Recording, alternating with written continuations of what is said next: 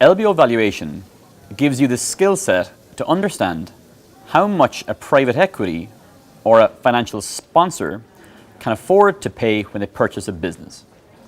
So it's a very specific exercise.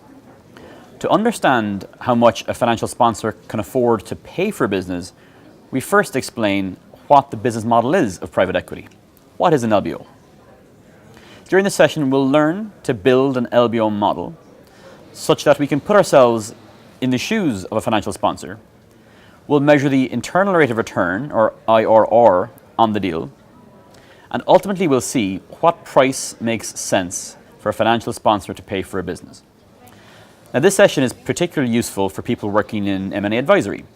Whether you're on the buy side or the sell side, it's useful to understand how much a sponsor can afford to pay for an asset. It's of course also useful as an introductory LBO modeling session for anyone that wants to work in the private equity space. Thank you.